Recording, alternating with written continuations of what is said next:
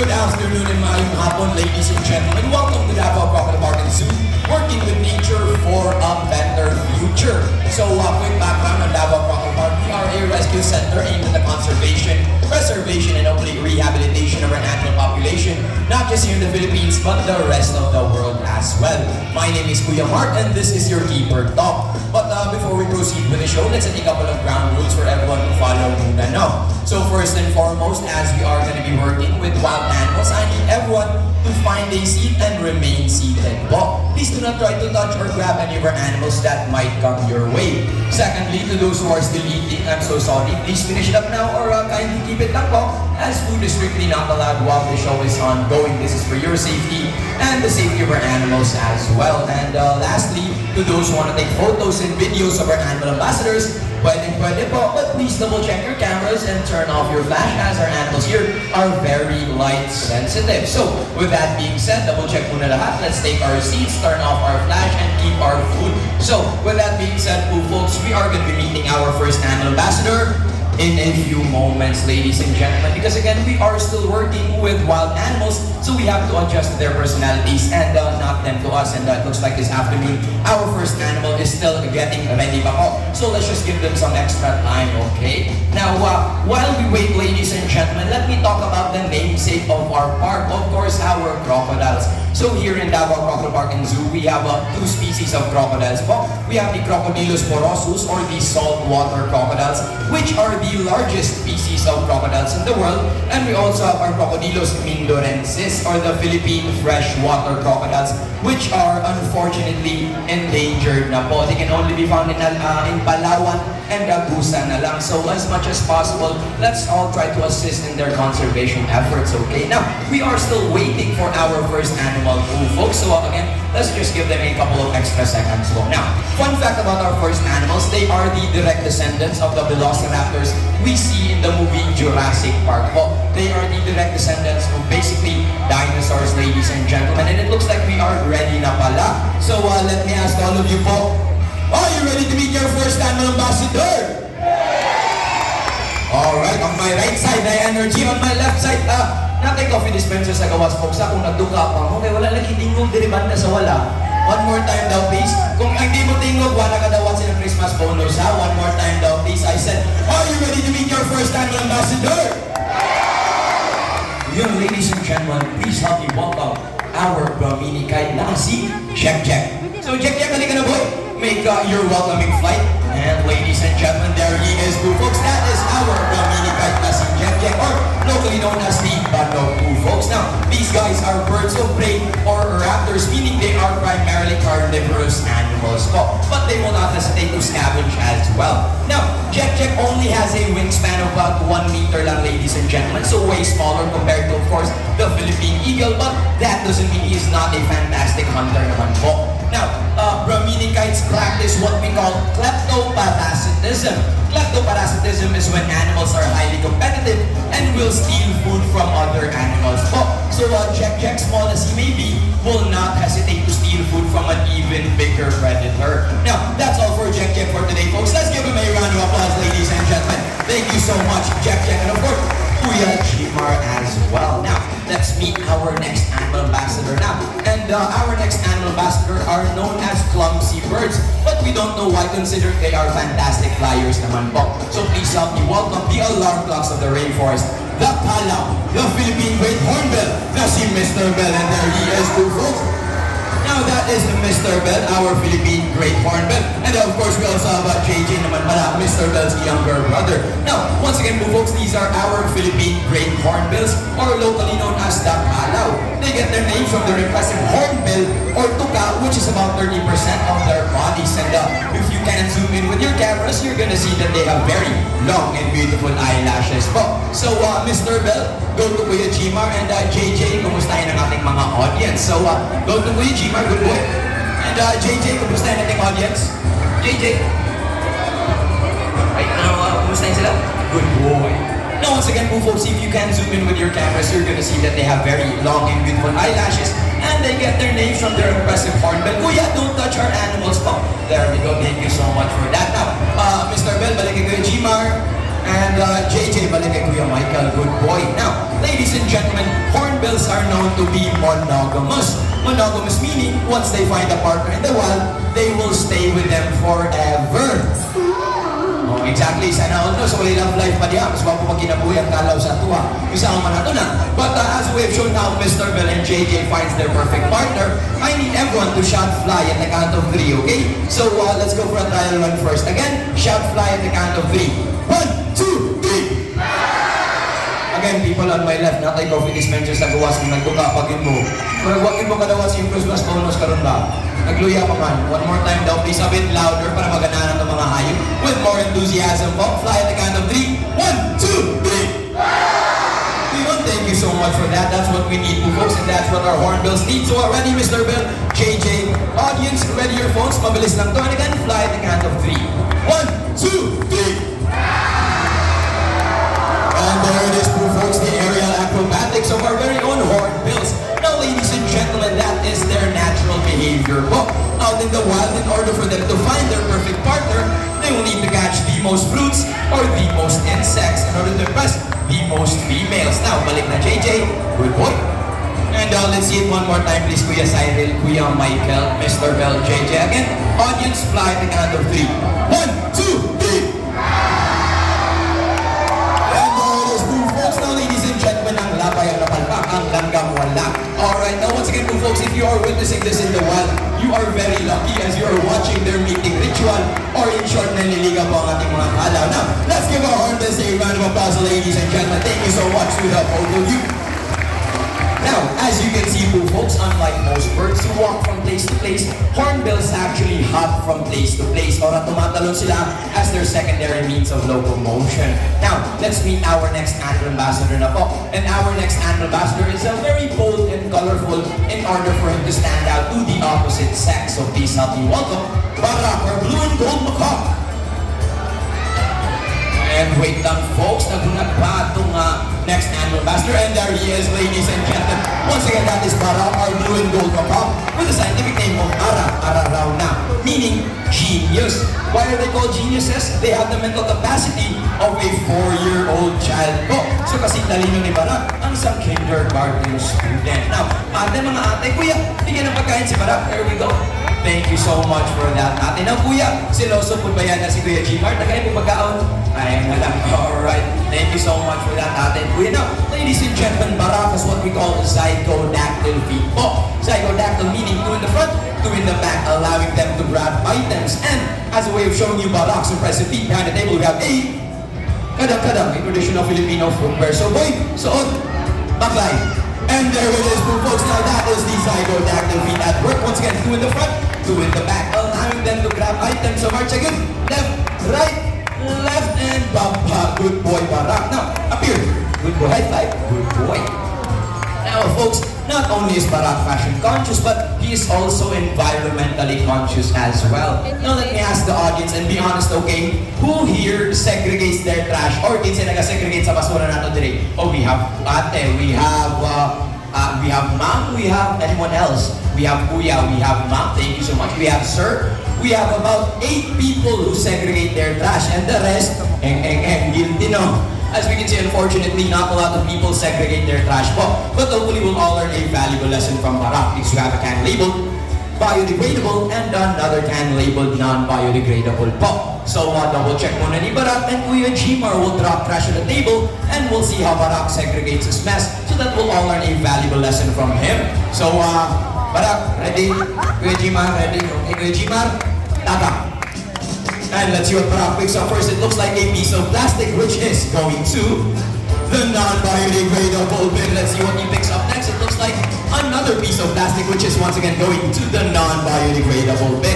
Let's see what he picks up next. It looks like a piece of leaf or dahon which is obviously going to the biodegradable bin. So one last piece of trash, boy.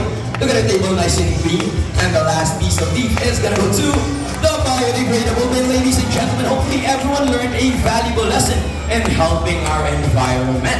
Thank you so much for that, Barak. Now, again po folks, Barak is a certified genius, but with intelligence comes moodiness, no? And Barak wants to go home na daw. So, I need everyone to wave Barak a bye-bye. Please wave Barak bye-bye. Wave Barak bye-bye. And Barak, wave everyone bye-bye. Barak! Uy! Uy! Uy! entitled po, folks. It means he wants to stay in the show. But of course, we need to highlight our other animals naman, no? So let's just give Barak and Kuya Gmar the round of applause that they deserve. Thank you so much to the both of you. Alright, now, let's proceed to our next animal ambassador na. And our next animal ambassador is, let's just say, eclectic ang kanyang colors, no? So ladies and gentlemen, please help me welcome Amiga, our eclectus parrot. There she is, cool folks. Now, once again, that is Amiga, our eclectus parrot. Good girl. Now, ladies and gentlemen, eclectus parrots have what we call sexual dimorphism. Sexual dimorphism is when two sexes of the same species look completely different po. So male eclectus parrots are actually green and blue, while females are red and purple. So that is how you tell the difference between the two sexes of eclectus parrots. Okay, now, ladies and gentlemen, we will be seeing Amiga's prehensile beak po. Now, her beak is what she uses to interact with the environment, ladies and gentlemen, and we will see it right now, how impressive her beak is. Now, Amiga, itaas ang bandera ng Davao Couple Park and Zoo. Go! Mira! Wait lang, nag-usap pa siya, folks. Wait lang, matukta na ng langgam. Okay, good. Mira! Sige pa. Last. Kamay na lang. Last pa. Kamay na lang yun. Kuya Silent, kulang na kasi atong puli. And there we go, good girl, Amiga. Thank you so much, ladies and gentlemen. Once again, that is her beak po. And by the way, her tongue is much like a thumb, meaning she can sense the, once again, she interacts with the environment with it. Now, let's give Amiga a round of applause, ladies and gentlemen. Thank you so much, Amiga, our eclectus parrot. Alright, now let's meet our next animal ambassador na. And our next animal ambassador is the opposite of Barak and Amiga po. While once again, those animals or those birds are very bold and colorful, our next animal ambassador is plain white lang, just like a cloud. So please help me welcome Apollo, the umbrella-crested cockatoo. And there he is, po folks. Now that is Apollo, the umbrella-crested cockatoo, with the scientific name of Kakatua alba, meaning older brother in Indonesian. Now folks, Apollo is a multi-talented artist, pang ABS-CBN, pang GMA itong bird na to. So let's see some of his talents today, shall we? But first, let me ask the audience, who wants to see Apollo dance? Kasi gusto makita mo sayo si Apollo, taas ka mo. There we go, gaganda-ganda. Okay. Now, who wants to see Kuya Michael dance? Kasi gusto makita mo sayo si Kuya Michael. Okay. Okay, dagan-dagan po Kuya Michael, sa sayo ko dapat. Kuya Gucci.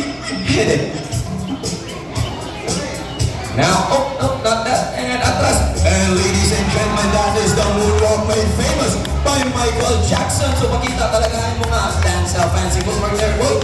And good boy, Apollo. Now, ladies and gentlemen, that was Apollo with his fancy footwork. But that's not all, Papo. Let's see his next talent now. Let's see his acting skills. Now, Apollo, what do we do if we see a predator? Nay Agila, Apollo. Nay Agila. Nay Predator.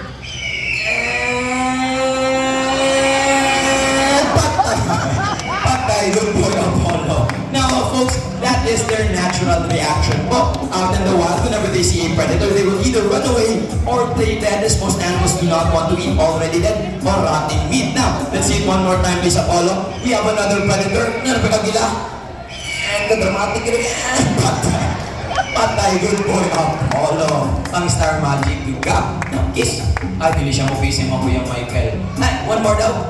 And good boy, Apollo. Now, Kuya Michael, pwede na mo ma-interview si Apollo?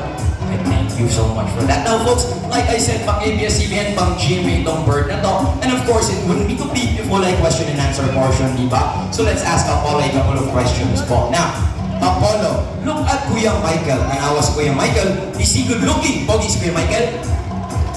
Wow, confident na yes. Pogi daw ka Kuya Michael. Congratulations to you. Now, how about Kuya Apollo? Nagsabot na taha. Am I good looking? Pogi ba po? Go.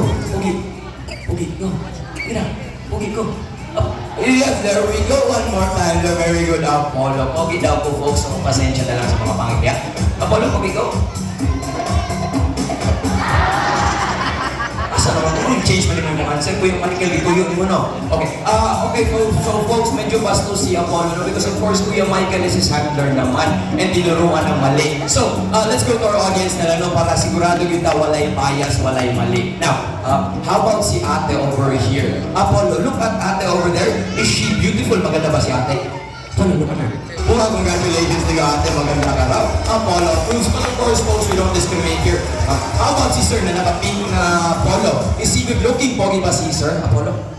Congratulations to you, sir. Now, the move towards yung pananaw. Now, let's give our umbrella president Kakadu a round of applause, please. Thank you so much to the both of you. Alright, now let's proceed to our next annual ambassador na. And folks, our next annual ambassador is just actually the older cousin of Apollo po. So please help me welcome our other umbrella president, Kakadu, na si Jumbo.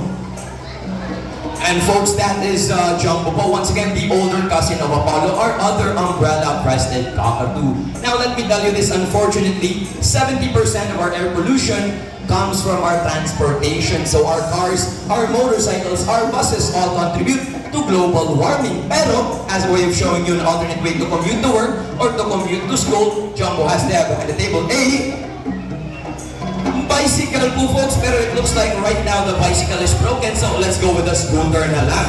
Now, Jumbo, sakay. Sakay. Pacha. And there it is po, folks. Nico Kamay mula sa stable. And there it is, ladies and gentlemen. That is Jumbo with the scooter po. Now, once again, the bicycle is right now broken. So, next time na lang po, folks. And those are the alternate ways for us to commute to work or to commute to school to lessen our carbon footprints. Now, let's give Jumbo a round of applause, ladies and gentlemen. Thank you so much, Jumbo, and of course, Kuya Cyril. Alright, now let's meet our next annual ambassador now. And our next annual ambassador is quite unique, folks. There are actually 3 animals in one. So let's see if the audience can take a guess on whom they might be now. So, first clue, what animal has 9 lives? Cat, tama, very good, cat. Second clue, what animal is Winnie the Pooh? Bear, tama, very good, bear. Third clue, what animal ang kamukha ng katabi nyo ngayon? Ate, kung nakay ka sa po ate ha, sa katapa na kayo gamayan dahil sa inyong away. Pero you're correct po, folks, because our next annual ambassador are 3 in 1 po. So I would like to direct your attention to your right, and please help me welcome Uno, our Palawan Bearcat. And there he is po, folks. Now Uno, halika na dito, boy. Now Uno's a bit shy po, folks, so let's just give him a couple of extra seconds, okay? And there we go, before you know now, we will see why they have bears in their names as well. Because much like bears, Uno is capable of standing up on his hind legs. So, Uno, halika na, boy. Uno, up, up, up. Now, Uno, up, up, up. Once again, folks, with his hind legs, Uno is capable of standing up.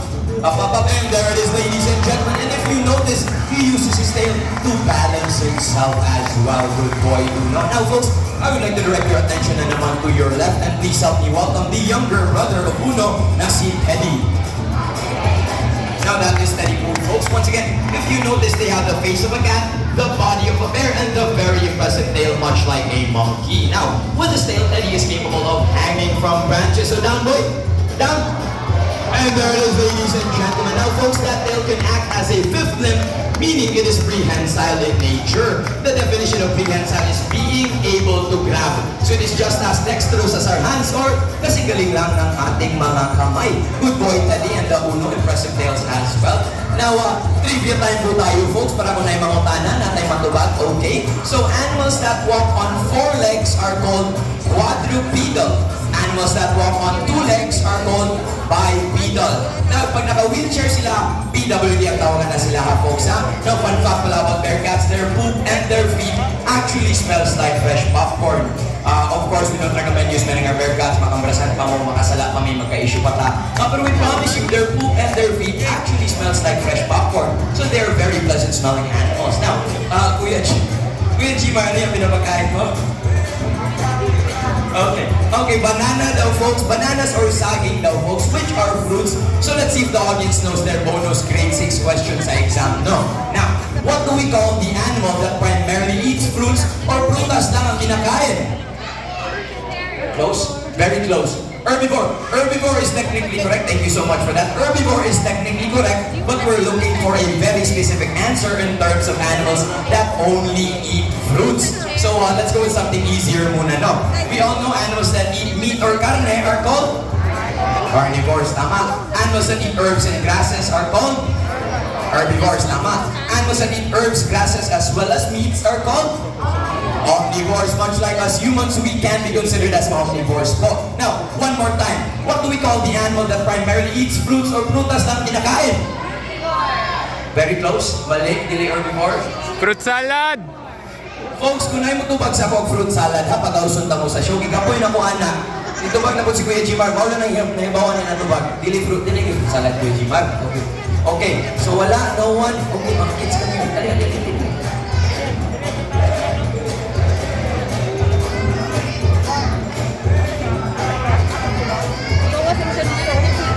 Now, mga ate, mga kuya, harap tayo sa audience. There we go, harap tayo sa audience. Kuya, ate, dito tayo.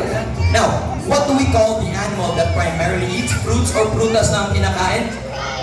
Frugivore! You are correct, so ladies and gentlemen. Let's give them a round of applause, please. Palagpakan natin sila dyan. There we go. Thank you so much to the three of you po. They are correct, ladies and gentlemen. The answer po is frugivore, meaning their primary diet consists of only fruits or prutas lang ang kanilang kinakain. Once again, the answer is frugivore. Thank you so much sa inyo, ha? Thank you kayo. Now, it looks like Uno's back home na. Alright, Eddie's back home as well. Now, let's meet our next animal ambassadors. So, ladies and gentlemen, please help me welcome the legends themselves, the fan favorites. Ladies love them. Now, si Mingming and si Awaw.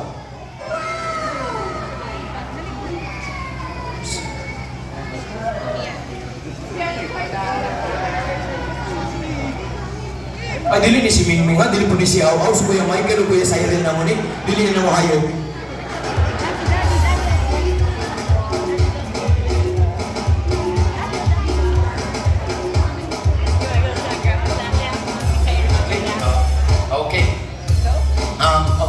Again po folks, we are still working with wild animals, and as much as we want to show you their amazing talents, we don't want to alter their natural behavior po. And I'm so sorry talaga, pasensya na. Unfortunately, Mingming and Awaw are not in the mood to work this afternoon. Again, sorry. But they are in the mood to play daw, and they are playing hide and seek. So kindly help us look for our missing animals na lang siguro, no? Maybe check your left. Or check your right. Or maybe check under your seats. Basi, hayop na mo diha or nanguga na babulgam? Pili lang. Kuya Jimar, Kuya Michael, saan na diha? Again, double check under your seats. Oh, there's Mingming! And this hour, ladies and gentlemen, our jackpot giant. Now, folks, you don't have to be scared, but we promise you those are our very gentle giants. So, of course, you can meet and greet them naman. You can even touch them. But please do not touch your handlers, kaya mas delikado pa itong mga handlers. Now, sa mga audience natin na nanindog, nagdulaw trip to Jerusalem, balik sa taglingkod, wapa naman ang show, manugay mo siya tag 350 na ticket, no?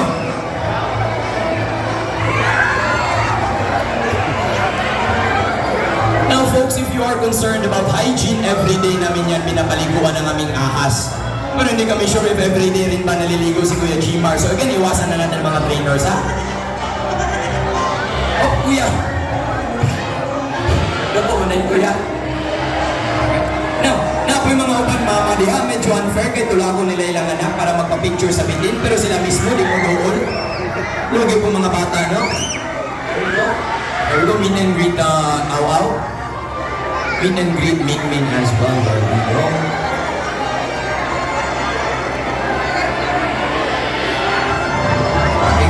Mga kuya, mga ate, don't be scared. We promise you those are our very gentle giants. Alright, thank you so much Kuya Jimar for finding Awaw. Mga ate, mga kuya, meet and greet our snakes. And let's just wait for Kuya Michael to get back here with Mingming.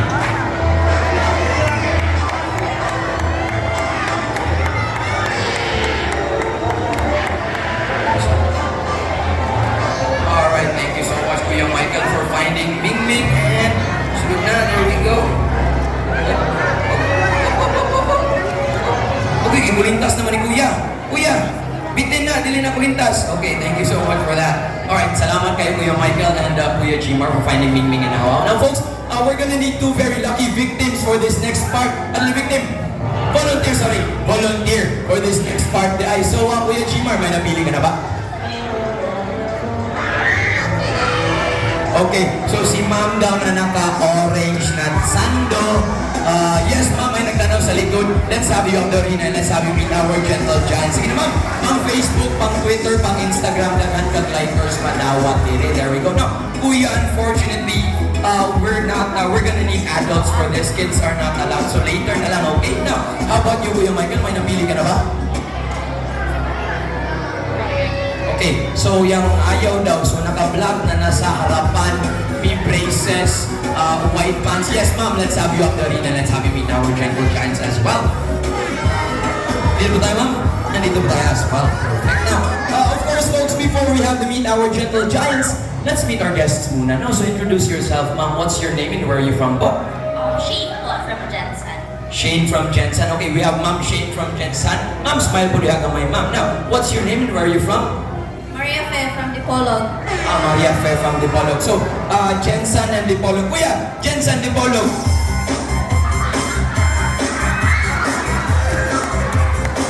Sayaw, ma'am. Sayaw, okay lang. Wait lang. Okay. Looks like hindi kayo na-orient. No, so, ma'am, once you step into the arena, kailangan talaga, you will have to show us your best dance moves. Because of course, ang mga hayop nagpakita ng talent, ang tao as well. To be fair lang sa kanila, di ba? Now, ma'am, since you are in Davao, the birthplace of buduts, do you know how to buduts? Marunong ka ba mag-buduts? Gamay. Okay, perfect. Gamay. Kabalo mag-buduts. Gamay na, ma'am. Do you know how to buduts? Marunong ka ba mag-buduts? Okay lang sir. Okay lang. Okay, perfect. Kuya, kabalo sila mag-buduts doon. Hit it. Sayang mga choy. Tuloy! Nagtulog. Jensen, asa naman? Ma'am, asa naman, ma'am? Nabili na ba? Maulaw na kagal, kaputok. Thank you so much, ma'am. Wala na. Yan to na. Okay, tama na daw, Kuya Gucci. Now, ma'am, thank you so much for that. Since you did show us your best talent, as a reward, you get to meet Ming Ming. Now, since wala ka ni Sayaw, ma'am, as punishment, you get to meet Aw Aw.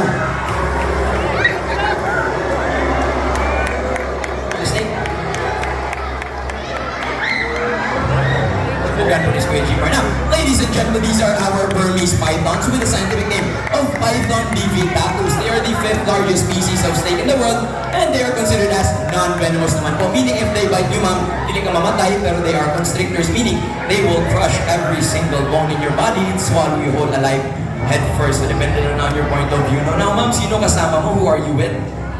A family mo. So dito po tayo, center of the arena. And family, please take lots of beautiful photos for her, please. Pang Facebook, pang Twitter, pang Instagram. Of course, don't forget to tag us at Davao Crocodile Park and Zoo. And Anna, show us your best Valentina pose. Ay lang panggahi, diha. So hips bent, feet forward, lips pouting. Yun, pura, maragos Valentina, folks. Pura. And, okay. Alright, now, Kuya Michael, we can remove the snake from her now. Thank you so much, ma'am, and we can return to our seat na po. Thank you. Now, dito na po tayo, ma'am. Smile lang ka, ma'am. May lagak. Nagubasaan now. Smile sa gamay. Smile, kunti lang. There we go. Dito na po tayo. Dito na po tayo now. Sino kasama mo, ma'am? Who are you with? Saan sila? Family. Kaway family. Sana family na. Hello, family. Okay. Family, watch this.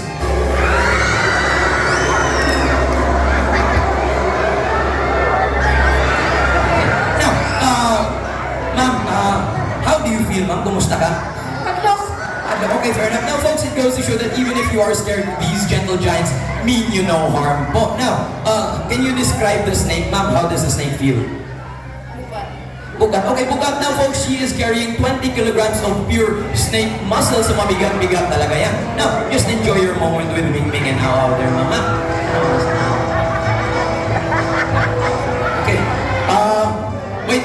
Time's up, folks. Wait lang. Upon checking the time, it's already time that we have to take a quick 15-minute break muna. Sorry po, hindi kami allowed to change our schedule. So, ma'am, hanapin nyo lang kami doon sa office namin in 15 minutes. We'll get the snakes from you. Thank you so much, ma'am. Now, folks, we'll be back in 15 minutes. Quick 15-minute break lang tayo.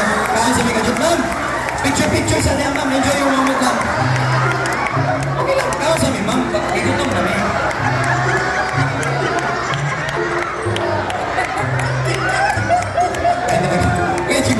Kuya Michael, ayaw na lang.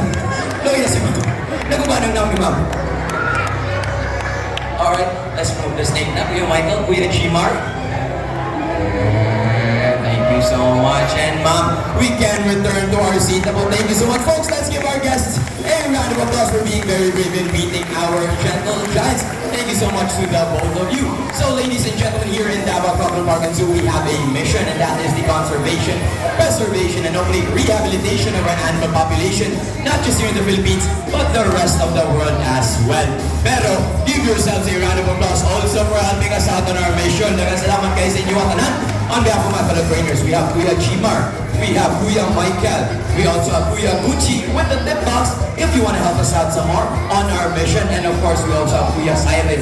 And back there is Kuya Richie. Once again, my name is Kuya Mark. We are Davao Crocodile Park and Zoo, working with nature for a better future. Nagkasalamat kayo sa inyo lahat. Yun, pero that's not all the move, folks, because if you want to have your photos taken with our animal ambassadors, just form two lines over here. One group or one family at a time lang po. Or if you don't like snakes, you can form a line to the side and meet our birds. So please check your surroundings, pick up any trash, and throw it in the proper bin. Daga sa